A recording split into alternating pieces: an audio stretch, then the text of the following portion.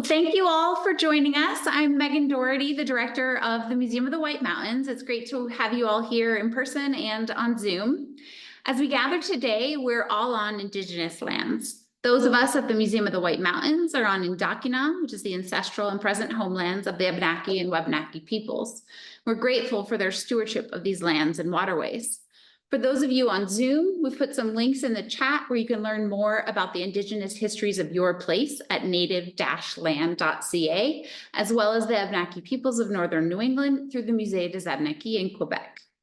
This summer's exhibition of baskets and borers is part of our ongoing efforts to learn more about the continued Indigenous presence in our region. And this summer, our events serve as a series of windows into my research process for putting together of baskets and borers. Each event provides a deep dive into a point I could only briefly mention in the space of the exhibition. While Joseph Laurent and his dictionary are included in the section of the exhibition on the Abenaki Indian shop at Intervale, I'm thrilled to be joined tonight by Kelly Weiskopf, professor of English at Northwestern University, who has written extensively on this important book and its travels. Please join me in welcoming Kelly.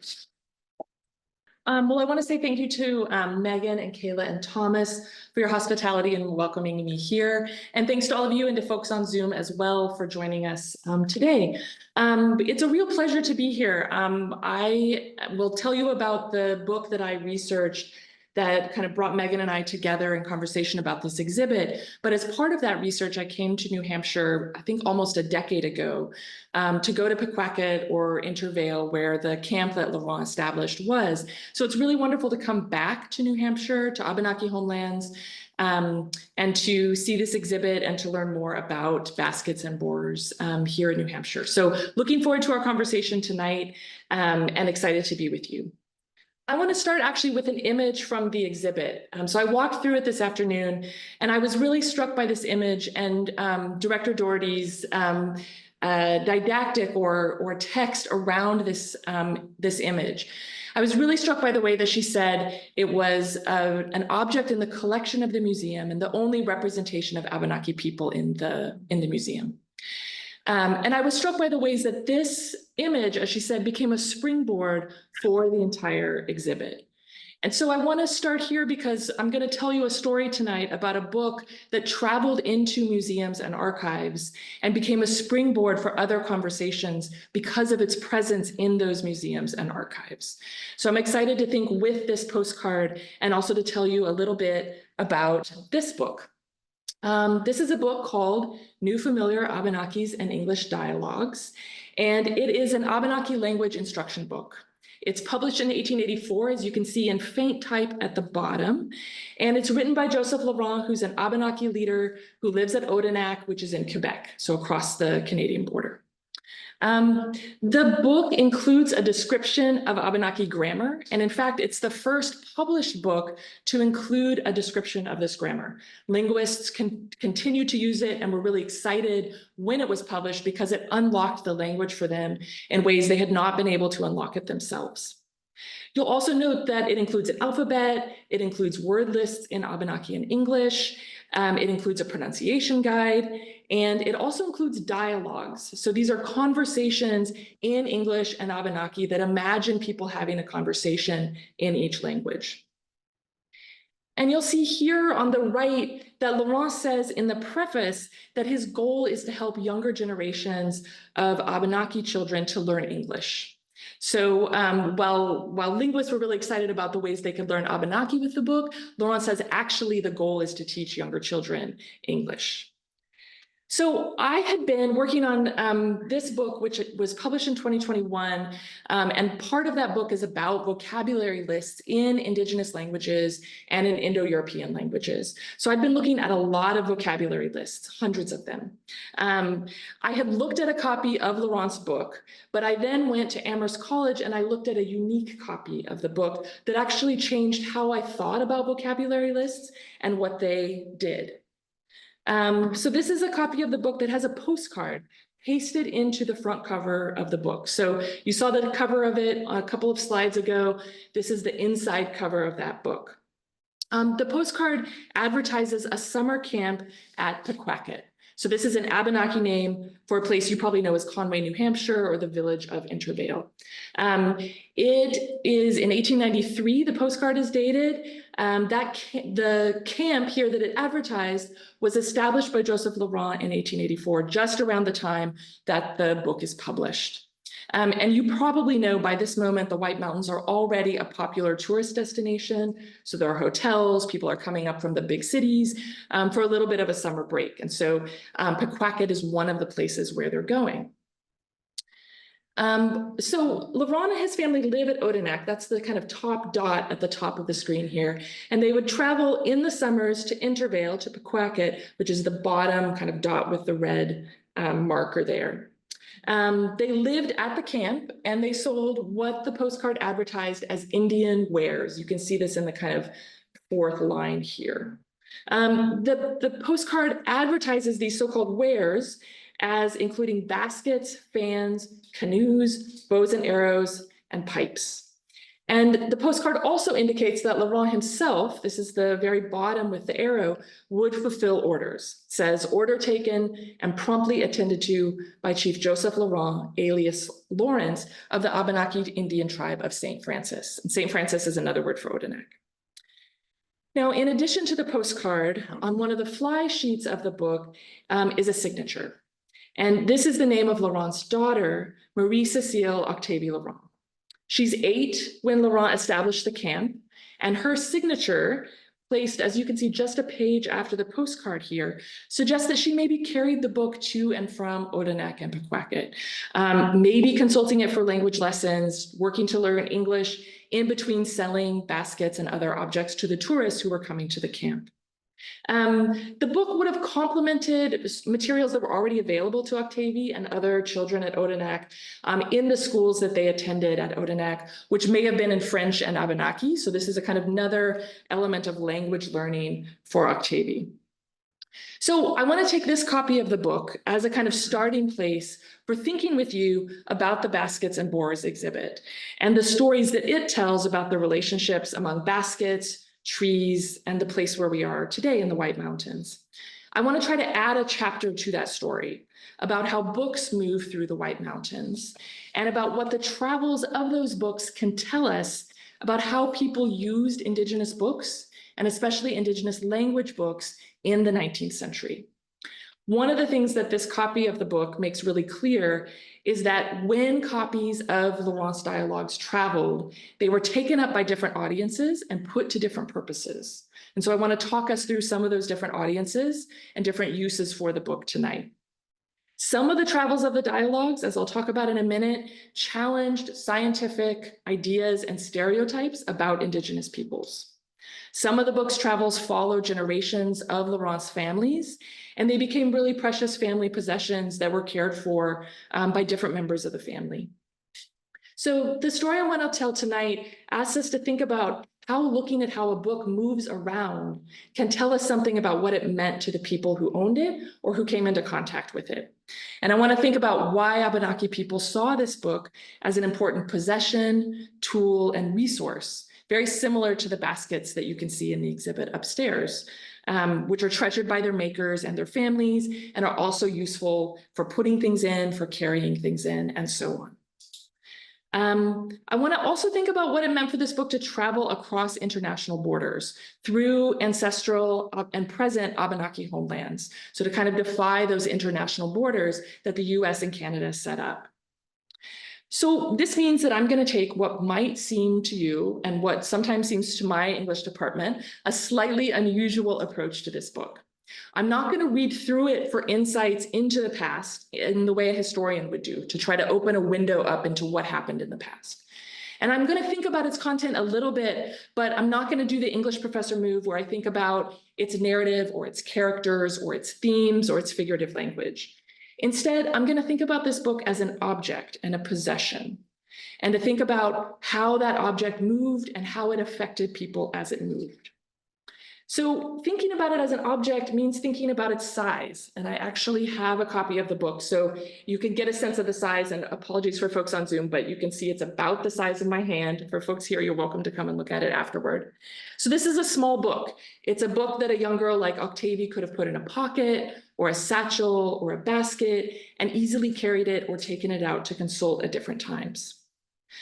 Thinking about the book as a material object means thinking not just about one kind of universal copy of the book, but about the many different copies and who they touched and where they are today. So I will go back to Octavie's copy of the book to talk a little bit about its travels in the White Mountains and the Laurent family's uses for it. But I'm going to talk through three pieces to this talk before returning to the book.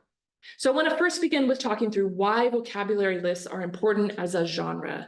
You would be right if you thought this is not the most seemingly exciting genre.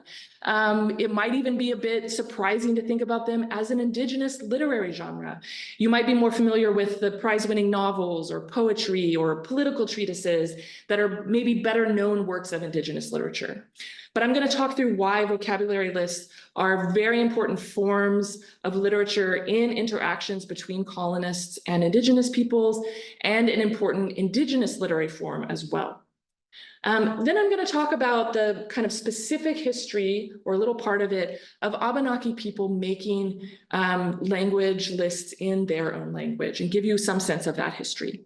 And then finally, I'll return to Pequawket and to the White Mountains and to think about the particular copy of the book that I began with. So let me start by talking about this question, why vocabulary lists? And to do so, I actually want to ask us to look at the image that's behind my text here. This is, as you can tell, a word list, you can maybe barely make that out, that has seen better days. This is a word list made by Thomas Jefferson, and that fell into a stream when someone attempted to rob him of his possessions as they were being moved from one of his residences to the other. Unfortunately for Jefferson, the thief was not all that interested in his papers and wanted something kind of more valuable to a thief. For Jefferson, these are very valuable, but it turns out that most of the paper falls into the stream and it's rescued, but they're kind of barely readable today. So I talk about this picture in particular and these lists in particular to kind of emphasize that in archives and libraries across the Americas, there are mountains of paper of lists in Indigenous words in varying stages of decay, repair, accuracy. Some of them are actually not accurate at all, and organization. So I've seen collections of word lists that are just really disorganized. I've seen other ones where somebody really felt like they had to organize them very carefully. So there's a whole range, kind of states of these archives, accuracy and organization. Many of these lists are made by European settlers who are trying to learn the Indigenous languages of the place where they are seeking to live. So sometimes this is practical. They literally need to have a conversation with the people they are trying to interact with. And some of the impetus is scientific. They think that language gives them insight into who Indigenous people are, where Indigenous people come from, both their history and their future. A lot of the lists are made through collaborations. Europeans who show up and don't know Indigenous languages are not going to make word lists on their own. Some of those collaborations are consensual and some of them are not. And some of the lists, as I'll talk about in the second part of the talk, are made by Indigenous peoples themselves. So I'm going to give you a quick and very incomplete history of some word lists, just to give you a sense of the scope and to help you understand the kind of field that Laurent is entering when he makes new Familiar Abenaki-English Dialogues. So I'm going to start with John Smith, and I want to emphasize that this is by no means the first word list made in the Americas, made in Virginia, made in North America. I'm starting here because it's pretty early, but please don't take this as an origin point. So this is from 1612. This is John Smith's map of Virginia. This is a pretty small book that Smith writes pretty shortly after his early time in Virginia. It is before the 1620s when he starts to write much longer works that really start to embellish the account of his time in Virginia. So this is a moment where he's trying to say, I'm the best leader in Virginia. And the word list here is part of the evidence that he is giving to folks back in England to say, I know something about Virginia. And as a result of my knowledge, I'm the best person to lead that colony. So you might remember that he's kind of fighting the kind of upper class governors for the right to lead the colony in Virginia. So just two things I want to pull out here. One is the set of words for talking about being hungry and finding something to eat. You might recall that Jamestown undergoes a starving time pretty shortly after settlers arrive on Powhatan lands. And so hunger and food are really key issues for folks in Jamestown. And then the second is an early appearance of Pocahontas in John Smith's writing. And I think in both of these, we see Smith positioning himself as somebody who gives commands. So he's bidding Pocahontas to bring a basket, and I will give her beads to make a chain. Smith is reliant on Pocahontas and other Powhatan people to not starve, to find his way around, and for many other things, but he's presenting himself in this word list as somebody who gives commands. So we see a kind of claim to knowledge and power with this word list. A couple of decades later in the Northeast, we see two pretty famous translation projects. So probably the most famous is the image on the right here. This is Up Biblum God, which is a copy of the Bible translated into the Wampanoag language. This is often attributed to the man whose name is on the book, John Eliot, who's a Puritan minister. It is impossible for Eliot to have done this on his own. He doesn't know the language well enough. So he's working with Wampanoag and Nipmuc people to translate the Bible into their language. And in particular, he's working with a Nipmuc person named Wawas or James the Printer to actually print the Bible. So the actual printing of the book is done by a Nipmuc person. A couple years after Up Biblum God, Eliot puts together the Indian Grammar, which is a text he puts together in order to try to explain the Wampanoag language to other folks, probably Puritan ministers like him, seeking to learn the language in order to convert folks. So it contains parts of speech and word lists under parts of speech. Again, Eliot gets sole authorship here, but there's no way he's doing this work on his own. We can then think about a couple of maybe less famous examples here by two men who are the descendants of famous Puritan ministers. So on the left here, we have a diary from John Cotton Jr. He's a son of a famous Puritan minister, well-known and powerful. And it's made on Martha's Vineyard. He is sent there kind of as he's banished from his position on the mainland as a minister after there are accusations of impropriety with women in his congregation. So he's sent out to Martha's Vineyard and he makes this diary that includes word lists in the Wampanoag language, as well as questions that Wampanoag people asked him about Christian theology. On the right is a printed word list made by his son, Josiah Cotton, Vocabulary of the Massachusetts or Natick Language. So I want to emphasize a couple of things with these two texts. One, the second and third generation colonists, which both of these Cottons were, often grew up bilingual. So this meant that they were speaking English, but they were also speaking the indigenous language of the place where they were. And this was because it was the language that most of the people in that place were speaking, and you needed it in order to live in that place. So this is a moment before King Philip's War in 1675, which is a real turning point for the ways that colonists thought about their presence in the Northeast, and the ways in which they felt like they needed or didn't need to rely on indigenous peoples. So both of these texts, even though the 1829 is published later, kind of come out of that moment of English reliance on indigenous people and English work to learn indigenous languages. We can also see just how much messier the text on the left is compared to the one on the right. There's lots of ink blots, scratch outs, etc. So word lists are used for really different purposes at this time, private use versus public use. We now start to get in with this slide to the 18th and the 19th century. And here we start to see libraries and museums start to take up big institutional projects of collecting lists of Indigenous words, of organizing them, and of studying them. So just two examples here. The one on the left is from Albert Gallatin. He serves in Jefferson's administration as Secretary of the Treasury, and then goes on to be a kind of ethnologist, so early anthropologist. And then the one on the right is from Peter Duponceau, who's a language scholar working in Philadelphia. So I show you these to contrast them with this slide, which shows printed lists of Indigenous words.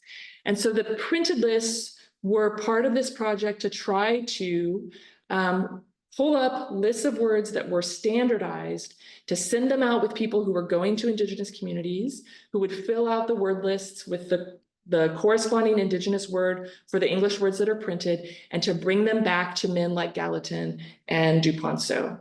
So what this means is you start to see a big network of lots of people collecting Indigenous words, bringing them back to places where people who weren't going to talk to Indigenous people would study, observe, compare, and draw conclusions. So we start to see a real distancing from Indigenous peoples and communities in the 18th and 19th century, when museums and libraries enter the scene as places where language collecting and archiving is going to happen. So why is all this happening? Well, we have to go back to Thomas Jefferson a little bit to understand this, I think. He writes this book in 1785 called Notes on the State of Virginia. And in that book, he makes a call to all of the people who read his book, so all US Americans, to collect lists of words in Indigenous languages and to put them into libraries. So Jefferson writes the kinds of sentences that I tell my students never to write, which is to say they're really long and they're really tangled. So I'm going to read through this and then I'm going to try to untangle for you. He says, it is to be, and I have it on my screen here, lamented, very much to be lamented, that we have suffered so many of the Indian tribes already to extinguish, thanks, without our having previously collected and deposited in the records of literature the general rudiments, at least of the languages they spoke. Were vocabularies formed of all the languages spoken in North and South America, preserving their appellations of the most common objects in nature, of those which must be present to every nation, barbarous or civilized, with the inflections of their nouns and verbs, their principles of regiment and concord, and these deposited in the public libraries, it would furnish opportunities to those skilled in the languages of the old world, means Europe, to compare them with these now or at any future time, and hence to construct the best evidence of the derivation of this part of the human race. So Jefferson's saying a couple of things. One, he is saying that US Americans, people who are of European descent in North America, should figure out which words and concepts are shared across cultures and languages. And they should come up with a list of those kind of universal words. They should then go to Indigenous people and figure out what words Indigenous people use for those universal concepts and languages, return to libraries, and then use those lists in order to make theories about differences among humans. So it's a project of comparative racialization, we could say, of figuring out the distinctions between human beings. So I want to emphasize this as a kind of proto-pseudo-scientific practice that anthropology takes up in the 20th century. But I also want to emphasize that Jefferson saw libraries as playing an important role in this project. And one of the things that he says that we see all the way through to the 20th century, and I would even argue today, is that libraries are going to be a place where people can interact with Indigenous peoples after, he says, Indigenous peoples themselves are no longer present. So there's an expectation of Indigenous vanishing and disappearance, and of libraries and paper as standing in for actual people. Now, that disappearance has not happened. It wasn't happening when Jefferson wrote Notes on the State of Virginia, and it continued not to happen even as people continued to follow his call here and to use Jefferson as a kind of rationale for their collecting. So I want us to kind of hold on to Jefferson's call here and the assumptions about Indigenous peoples that he is framing here, because it's going to shape the world that Laurent is writing into and the ways that he, I think, thought about sending his book into different museums and libraries.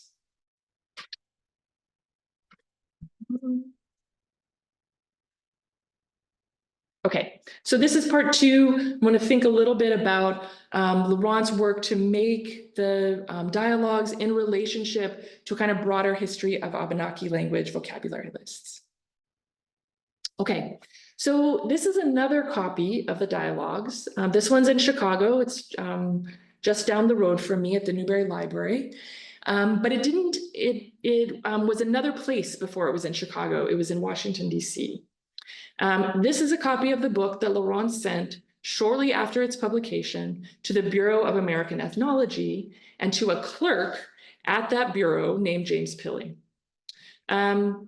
So the Bureau of American Ethnology it gets sucked into the Smithsonian Institution. So it doesn't exist anymore, but it is basically founded to try to separate the study of Indigenous peoples on the part of government officials from Indian policy.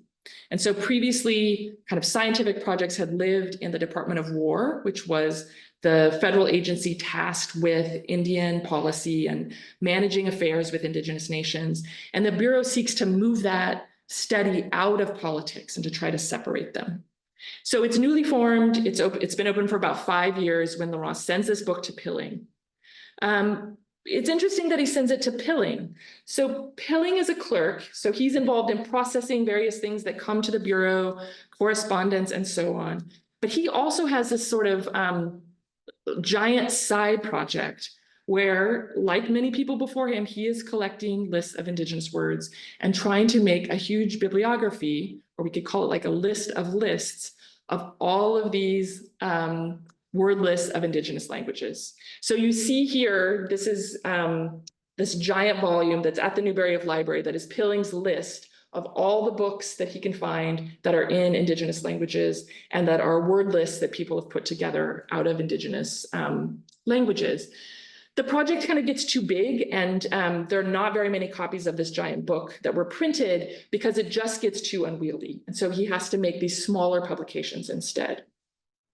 So I'm not going to spend very much time on Pilling because he is just the clerk in this story. But what I want us to think about here is that when Laurent sent the copy of the dialogues to Pilling, he sent it straight into the heart of what was at that time the biggest institution for collecting Indigenous languages and word lists, and for trying to do scientific study on those languages and on those word lists in a way that really forwarded Jefferson's assumption about Indigenous vanishing. So this act on Laurent's part of sending this book straight to DC and straight to Pilling was an act, I think, of disputing the very assumptions that those collecting projects were fueled by. Laurent was saying, Indigenous people are here. We are writing books in our own languages. We are, in fact, writing instruction books in our own languages. Libraries are not the best place to learn about Indigenous peoples and their histories and their futures. Indigenous people are. So I think we need to see this book in conversation with the copy of the book that travels through the White Mountains, Octavie's copy, in order to understand what Laurent is up to with publishing the dialogues and with sending various copies of the dialogues to different people. In order to fully understand that, I want to take us back in time to the 17th century to situate Laurent in a context of Abenaki translation and projects in which Abenaki people are directing the language learning of Europeans. So the story I told you in the first part of the talk was a kind of story where Europeans assume they are the ones who are going to be doing the learning, they're going to be producing the knowledge. What we actually find when we look from the perspective of Indigenous people making publications about their own languages is that Indigenous people are directing those translation projects and directing Europeans in terms of what they write down about Indigenous languages. So we're going to go back in time a bit to the 17th century, and we're going to talk about a French Jesuit priest, Sebastian Rail, who is trying really hard to learn Abenaki, working with Abenaki people in Norwich Walk in what's now Maine. Rail has learned a couple of other Indigenous languages by this point, so he's a pretty good linguist and student of Indigenous languages, but he's really struggling with Abenaki. And so he writes in this letter to his brother that despite his best efforts, it is not sufficient to study the terms of the language and their meanings, their signification, and to acquire a supply of words and phrases. It's further necessary to know the turn and arrangement that the Indigenous people give them, which can hardly ever be caught except by familiar and frequent intercourse or conversation with these tribes. Frustrated with his slow progress, Rail starts spending as much time as he can sitting with Indigenous people. He is not Indigenous. He says in their cabins, hearing them talk. And he says he has to devote his utmost attention to what was said in order to conjecture its meaning. Sometimes I caught it exactly. Other times, more often, I was deceived because not being accustomed to the trick of their guttural sounds or the specific intonations of the language, I repeated only half the word and gave them cause for laughter. 5 more months go by. Rail thinks he has a working knowledge and vocabulary, but he finds that his teachers still find his knowledge insufficient. So he says, I still had much progress to make before catching the form of expression and the spirit of the language, which are entirely different from the spirit and the form of our European languages.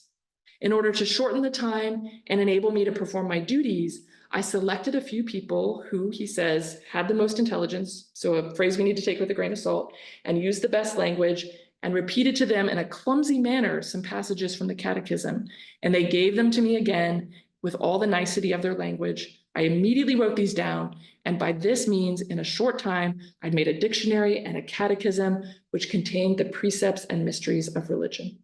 So you can feel the kind of relief in Rail's letter here. He's finally figured out how to make a catechism, how to communicate with, and ideally for him, convert Abenaki people.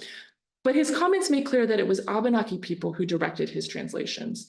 They decided when it sounded good enough. They decided when it was accurate. They thwarted his desire for mastery with their laughter at his mispronunciations. It turns out that they also retranslated Rail's halting attempts to translate passages from the Catechism, rendering Catholic doctrine in their own terms. So about 200 years after these letters are sent and after Rail makes his catechism, Joseph Laurent's youngest son, Stephen, translates Rail's catechism into English. And he finds a number of substitutions for Catholic ideas that illuminate some of the decisions that these translators made. So just a couple of these. He finds that the Catechism substitutes the word wigwam for manger, translates Palm Sunday as the day we spread balsam boughs. He notes that there is a lot of attention to corn in this dictionary, that Rail spends actually 2.5 pages double columned on words for corn as the chief food. And you'll see here, he says, from the dictionary, we understand the process of clearing the land by fire, the manner of planting and cultivating corn, the process of its drying, grinding, and hulling. Months of the year are depicted in terms of corn, and the daily bread in the Lord's Prayer is depicted as daily corn cakes. So we have here a sense not just that Abenaki people were telling Rail when he got the language well enough that they were satisfied with it, but also that they were directing his translations, probably without his knowledge, indigenizing the Catechism and the Lord's Prayer and really putting it into their own terms. Okay, so we have this 17th century moment where Abenaki people are really directing French attempts to understand and translate their language. Closer to Laurent, we also have a couple of books that Abenaki men are making to represent their language and to teach Abenaki and English. So one of those is an Abenaki man from Odanak, Peter Paul Wazakalane, who wrote several instructional books in Abenaki and English. He's working with a kind of Boston Protestant missionary organization, and he's working to as a kind of school teacher at Odanak. We also see Henry Lorne Masta writing after Laurent in 1932, making Abenaki Indian legends, grammar, and place names. So we can come back then to Laurent's book to think about this book in this history that includes vocabulary lists held at places like the Bureau of Ethnology that Laurent is, I think, critiquing and working against by sending his book to the Bureau. But we can also think about this book as a book that comes out of this really long history of Abenaki translation, language work, and language study. And when it travels through the White Mountains in the 1880s and 1890s, it's pulling all of those histories together. And it's traveling with Abenaki people to the camp as it moves across borders.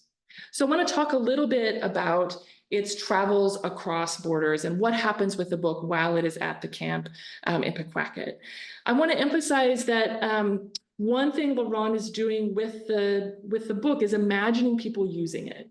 And I draw your attention here to his use of the word preserve. He says his book is intended to preserve the Abenaki language from the alterations which are happening to it because of the lack of grammar. So folks like Jefferson and James Pilling at the Bureau of American Ethnology are thinking about preservation as an act of stabilization, of kind of stopping something in time and keeping it exactly the same.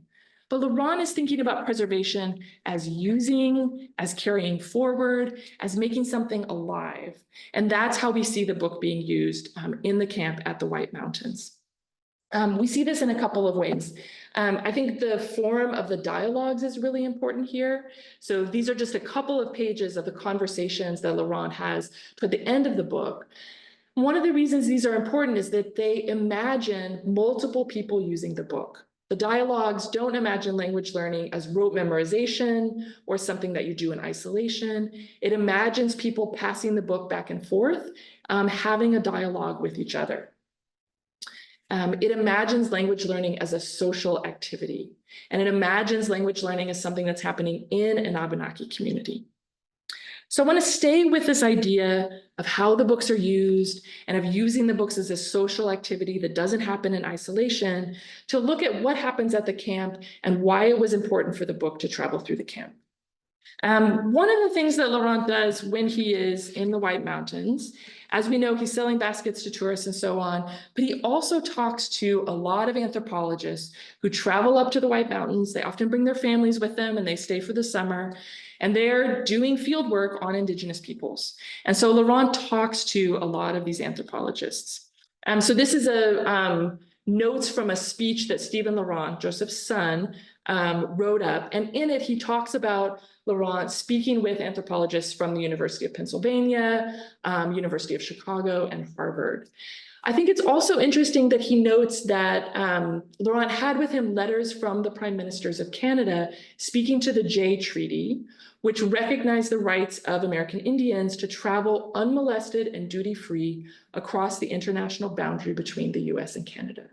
So one of the things that Stephen's pointing to here is the importance of Laurent and other families traveling throughout Abenaki homelands, even though the US and Canada have put up this border, of saying these are our homelands and we're going to claim them through our travels, despite the fact that these other nations have put up this border in between.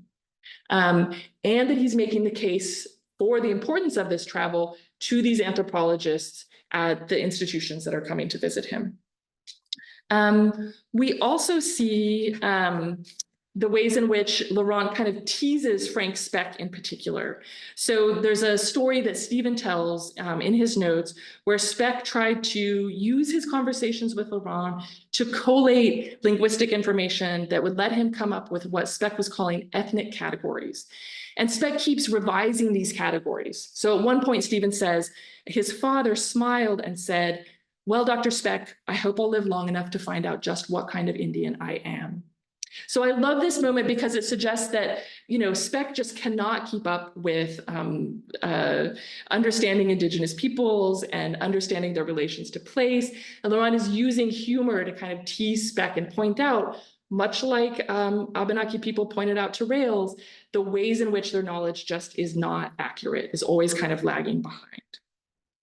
Okay, so this is a slide of a couple of advertisements for the Abenaki Indian Shop. And I want to segue here to talk about what happens to the camp and Stephen's role in kind of carrying forward its history and thinking through the ways that he continues his father's linguistic work. So Stephen takes up his father's practice of engaging with scholars and tourists after Joseph Laurent's death in 1917. Stephen's born at Odanak, but he ends up living at Pequawket for about 60 years. He retires from his job as a postal employee and afterward dedicated his time to running the camp and also to giving talks to various historical societies and scholarly societies. He gave his papers to the American Philosophical Society in Philadelphia. So these are photos from that archive. And so you get a sense here of some of the advertisements for the shop. Stephen is also doing his own work of word list making and of linguistic study. So this is a Xerox copy of a page of the dialogues. And what he's done is to take the dictionary that Rao made, to translate it into English, and then to add that information into his father's dictionary. So he's kind of working across this entire archive made over many centuries by Abenaki people and typing his additions onto the pages of his father's book. So once again, while this isn't an original copy of the book, it's a Xerox copy, we see these copies continue to be really useful for the family for building on the knowledge of their forefathers and adding to it. Again, preservation not as making something static or stable, but something that's in dialogue and that one continues to learn from and with. He also does this with maps. So this is a little bit hard to see, but it's a French map of the St. Lawrence River Valley. And Laurent has annotated it with Abenaki place names. So really reshaping French mappings of place using Abenaki language and Abenaki place names. So taking word lists and putting them into place as a way to really claim the St. Lawrence River Valley as an Abenaki place. So just as the Laurents are traveling across that international boundary, claiming Abenaki homelands, they're also claiming those homelands on maps and in archives. So these are photos of the camp from 2016. And we can see here the ways that the Laurents work to care for the camp, to make it a space for Abenaki people to gather, continue to bear fruit into the present. So once again, really pushing back against that idea of disappearance that Jefferson and other American pseudoscientists were pushing. So we see here a plaque on the right that was established for Joseph Laurent. And this is a program for a 1959 dedication ceremony for that plaque. One of my favorite details about the dedication ceremony in the program is that it featured a recitation of the Lord's Prayer. And so based on what Stephen discovers about the translations of the Lord's Prayer into Abenaki, I have to wonder how many references to corn were in that recitation of the Lord's Prayer, given the translation of it into a kind of Abenaki world and Abenaki place. But one of the things these events indicate is that Abenaki people continued making connections across the US-Canadian border and in their homelands. And they did that by regular returns to the camp. They did that through maintaining the shop. And they did that through public events and ceremonies like this dedication. I want to return us now kind of in closing to Octavie's copy of the book to think about where it is today. So I think I mentioned at the very beginning of the talk that I met this copy at Amherst College as part of my research there for the book. And Amherst in 2014 acquired what is probably the most comprehensive collection of books by Indigenous peoples. And so that's where Octavie's copy is today. And I'm so grateful that the person who sold Octavie's copy of the book to Amherst, Rhonda Bisa, who's an Abenaki beater, talked with me a little bit about her process of acquiring the book and of deciding to send it to Amherst. And one of the things that I think is so important that Bisa conveyed to me was that sending the book to Amherst would ensure that it was taken care of and that it would be close to home. So it remains near Abenaki homelands. It's in this collection full of other books made by Indigenous peoples. I think there's a real difference between a collection like Amherst and a collection like the one that Pilling made at the Bureau. And I think Laurent's text at the Bureau is really challenging and critiquing that archive.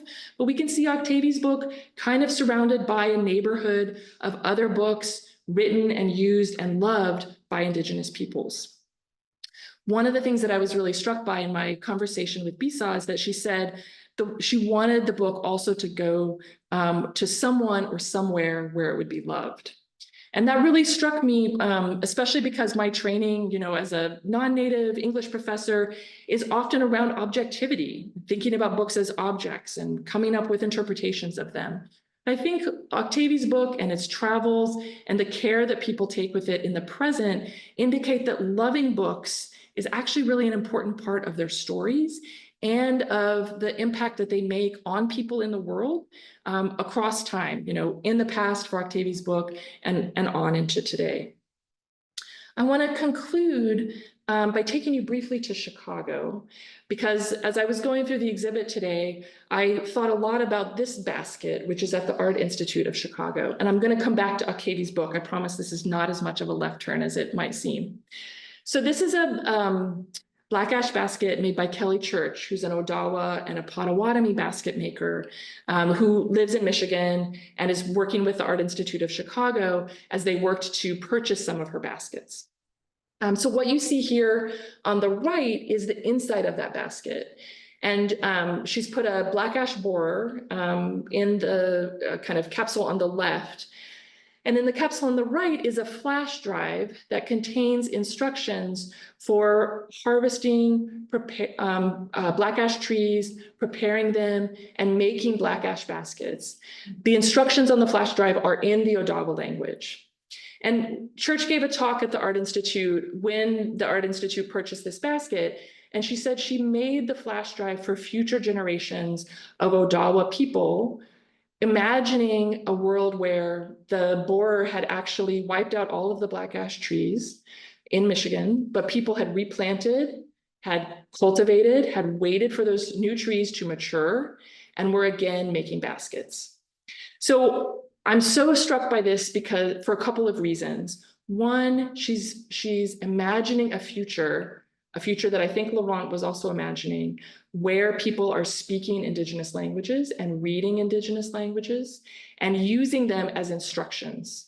In this case, for making baskets, in Laurent's case, for doing all kinds of things. The language book covers a lot of different topics. So that imagination of a future that you're writing into and you're writing for. The second thing that I think is so interesting about this basket is that she made the decision to put it into a museum. And, you know, we could think a little bit about that decision, given that the Art Institute hasn't always had the greatest track record when it comes to working with Indigenous artists. They're doing lots of great work now. But I think it's a move that challenges us to think about Indigenous writers and artists and their decision to put materials into archives and museums, not as a way to kind of preserve them and stabilize them, as a museum might sometimes imagine it's doing, but as a way for future Indigenous people to find them, to love them, and to use them. So I'm going to leave you here with Chicago and with another instance of a black ash basket and language that's really thinking into the future and thinking about future Indigenous peoples using and loving Indigenous language materials. Thank you so much. Yeah, go ahead. Well, I'm prejudiced because we're Northwestern grads, so nice to see Northwestern is still producing really great scholars. And your talk was delightful, innovative, and so much fun. And I wish I had hours to sit down and chat with you because we've got a lot of common interests. But the one thing which is slightly more of a comment, because I'm trained in ethnography and was a student of Frank Speck as well, studying Iroquois. So I feel sort of, and I was at the American Philosophical Society and the Antiquarian Society, so we have a lot of common tracks. Yeah. But there are 2 or 3 dates that were particularly intriguing, besides the 17th century wars, one of which was right here in Plymouth, by the way. If you see the plaque at the other end of town where the National Guard is, there's a plaque commemorating the massacre of Abenaki in Plymouth, New Hampshire, so that's something. The other is while Jefferson was being somewhat of an intellectual, his colleague Washington, when fighting for the English, was an Indian killer. Yeah. So we have another little piece there. And then there were quite a number of dates, which was 1884, 85. This was the Great Imperial Age partition of Africa, basically partition of the Middle East and Western conquest. So all since you're so strong on context, yeah, that's another piece of the context. And then finally, we were students of Boaz, and particularly Lewis Henry Morgan, who also did exactly what you were saying, had made words lists, and for people, travelers, navigators, missionaries, he would say, go and check the names and the material culture from all these people. So that's where he came up with the Liga Haudenosaunee about the Iroquois. And then, of course, Boaz, great encyclopedists. Anyway, those are comments, so you can just go to the next question. But it was very stimulating. Yeah, great. Thank you. Happy to take more questions and I can kind of respond as we go or after if you want. Yeah, yeah. If I could just add to that, Another What you- question. the research that you have done is so valuable because it just counters this narrative about the vanishing Indian. And that, you know, these cultures are extinct or they don't have contemporary vibrance and relevance. And I just appreciate that so very much for what you've done. But I do have a question about the basis for which you've shown us these elementary books that were used in a very early period. How and when was literacy introduced into Native American, you know, particularly this community? You didn't mention that, and I'm really curious as to when. Yeah, I mean, as you might well know and suspect, it differs depending on where you are. And I think we can think about this question of literacy a couple of ways, you know. For Europeans, it means alphabetic literacy. So can you read and write a language that involves an alphabet? But I think about recent scholars in literacy studies who've done really good work to think about literacy as knowledge that isn't just tied to reading and writing an alphabetic language. So we could think there actually about like literacies in baskets, which requires you know, a careful knowledge of trees and of seasons and sustainability and shape and form. And that's happening long before Europeans arrive in the Americas. So I know that's not quite answering your question, but I like to think about literacy kind of really broadly, but French priests are up in Odanak in the 17th century, which is maybe the more direct answer to the question you're asking. Yeah. Thanks. So the question that Marcia had in the beginning was Laurent's list written in response to the visiting anthropologists to instruct them? Thank you. That is such a great question. I don't think so, because of just the timing. So the book is published in 1884, and you know, I don't know the first date that Laurent is meeting with an anthropologist, because I don't think anybody wrote it down, but my sense is that that's later, late 1880s into the 1890s. So sorry, I'm looking vaguely for the camera and it's there. So I'm just looking vaguely off into space, sorry. So my sense is that actually the language book may have been a tool that he uses to instruct at the camp, but I don't think he wrote it with the goal of talking with the anthropologist. I think we take him at his word that he wrote it for young Abenaki kids to learn English. And then anthropologists get interested because they have this long-standing interest in word lists and in language. It's a great question, thanks. But then Stephen is using his like zine, his like photocopies that he's writing all over. Yes. Those are more of sort of instructional for the anthropologists. Yeah, I mean, Or maybe I should put a question mark at the end. Yeah, I mean, Stephen is corresponding with a man named Gordon Day, who is a ethnohistorian. So you kind of bring ethnography and history together, and you've got ethnohistory. And so Stephen and Day are definitely corresponding, and Stephen is kind of sending materials to Day.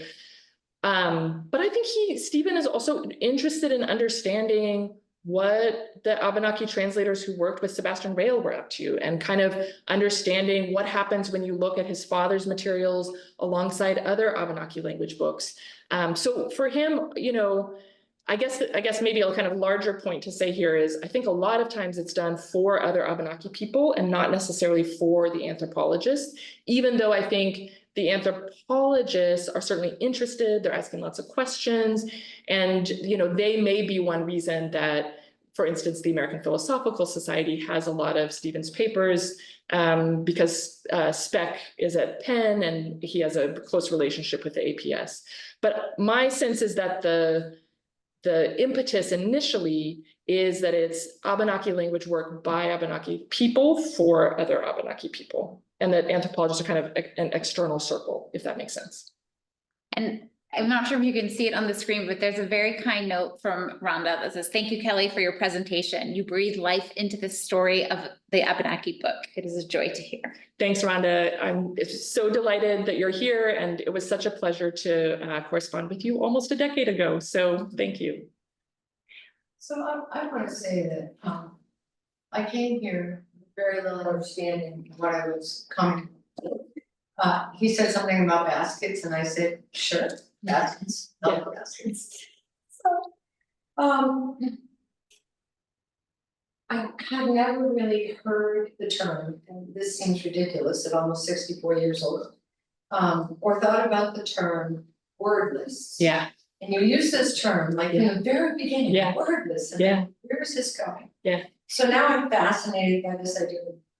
Yeah. Also by the size of that book. Yeah. And the size, I think, is indicative of what he meant for the book, which she probably did have in her pocket. If you're going to travel or something, you have to be able to conveniently travel with it. Yeah. And the other wordless thing I kept thinking about, because I'm using Duolingo to try to learn French. I can read French, I don't know what mental speaking block, so I'm doing really great at reading it. But these language programs are wordless. Yeah. And I'm thinking, okay, so the conversation in his book is meant to be useful to what is needed at the time. Yep. You know, you're gonna make a canoe today. Do you have what you need? And, okay, well, so when you do these word programs, it's meant to teach you how to communicate what you need to communicate if you're traveling. Yeah. And so wordless, I guess, first wordless ever. I mean, wordless. That's a great question. The first word list ever. I mean, I'm gonna say like history, you know, like that's not really helpful, but like I think people have been making word lists for a really long time. You're nodding like you know the answer. Well, I feel like, I feel like this is, we have colleagues who study these things in the ancient world for sure, and who are thinking and also thinking about it in context of colonization. Right, that like the two go hand in hand, right? As whatever port you're sailing out from, you encounter other humans who don't share your language, and then you need to trade, you want something that they sort of proliferate in these context zones, right? Totally. To use a great phrase. Going to needing to eat. Yeah. Well, if I ever get to France, I'm gonna need to eat. Yeah. So I'm gonna maybe have to ask somebody where I can. Yeah. I'm very hungry. Where can I find food? Yeah. We're not that far from John Smith. It's fascinating. Well, I appreciate your example of contemporary language learning, because I think one early impetus, as Megan's pointing out, around trade really is like, how do I communicate with other people? How do I make clear that I'm here with good intentions, so that things don't go awry? And I think it's really in the 18th and 19th century that you see the kind of scientific classification project gear up, but it has a much longer history before that, and history that continues. It's a human need. Yeah. We need to communicate. Yeah. Good luck with the language learning. Thank you for sharing that. This is a little bit of a free association, but Kelly Church, who made the baskets I showed at the very end, has baskets she makes out of the like vinyl window blinds, in part as a way to think about like, okay, when will we not be able to harvest trees sustainably? What are other materials we can use to keep the practice kind of alive?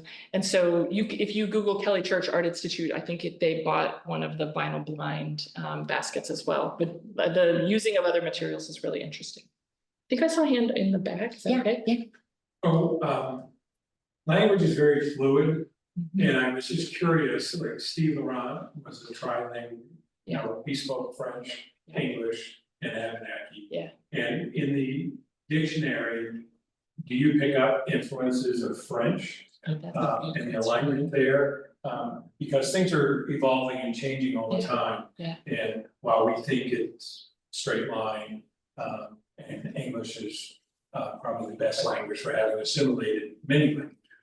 Yeah, even the word of the year, you know, that I forget which dictionary publishes it every year. You know, it's a new word every year. I have to talk to my students to figure out what it is sometimes and what it means. That's a really good question. And I feel like I would need to be more of a linguist than an English professor to give you an answer I felt confident was accurate. But the thing I will say that's interesting about the book is that Laurent is clearly adapting words that maybe were not initially in Abenaki. So like clock is one example, into the language. And so the word for clock will be something like this, don't quote this because I'm not going to get it exactly right, but like thing that keeps ticking. So that's not exactly a like, do we see the influence of other languages here, but it is we're adapting Abenaki to account for different kinds of objects that are coming in. I should say Amherst College has done a really nice job digitizing some of their materials. So you can go to their website. I don't think they digitized Octavie's copy, but you can see the word lists and the dialogues. They have digitized another copy of Laurent's text. So if you'd like to see it, they have my favorite website of all time. It's acdc.edu.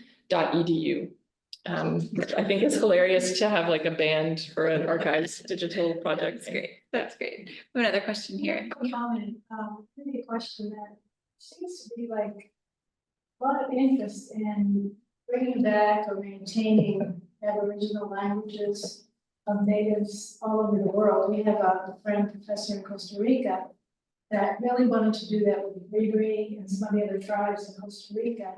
And the first thing that they did was they had never had a written language, so he produced one word list of daily activities, clothes, animals, and it's just like taken off in Costa Rica. And you know, it's not even bringing into the public schools. So I'm wondering, is this kind of an interest all over the world to like maintain these basic languages that were just sort of left? Yeah, I think so. I mean, you know, one of the points of context I didn't mention is that, you know, in 1884 and when the book is published, and then 1893 when the postcard is published, one of the things that's happening in the United States is that Indigenous kids are being forcibly taken to boarding schools, and they have an English-only policy, right? So like one of the really powerful things about this book is that it insists that Abenaki kids learn English, but they're also going to know Abenaki at a moment when the kind of official government policy in the US is that you don't speak your Indigenous language. So I think the language revitalization work has come about to try to address those years of forced language forgetting and language loss.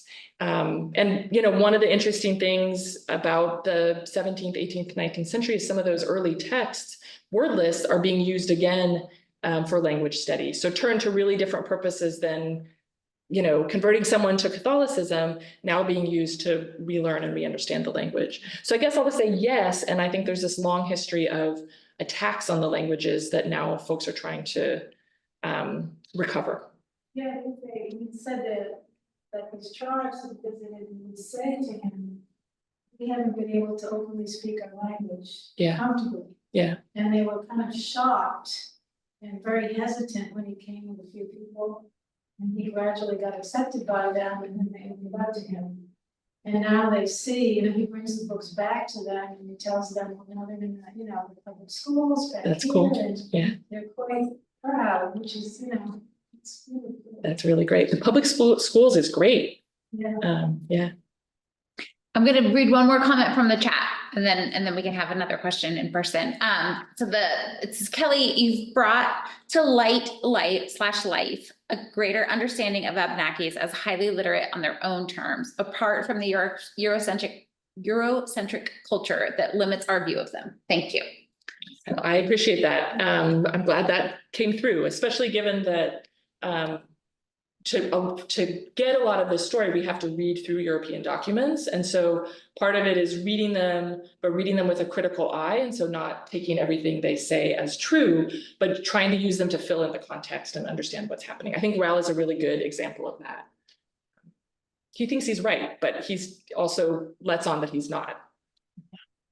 Yeah. I want to just add a point about this language survival. In Vermont, Abenaki is recognized, in Maine recognized, in Quebec highly recognized and taught in school. New Hampshire not recognized. So I think we have some work to do in that respect.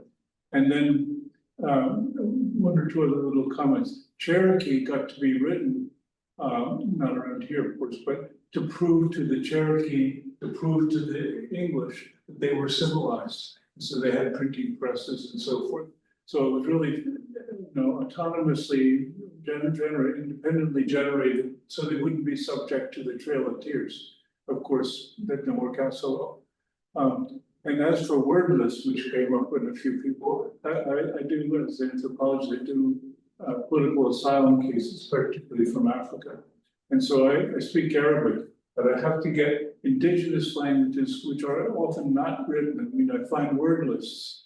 And then when I testify in court that they belong, that the people, the clients applied for political asylum, know a language that only an anthropologist and not an Arab speaker would know, then they get asylum.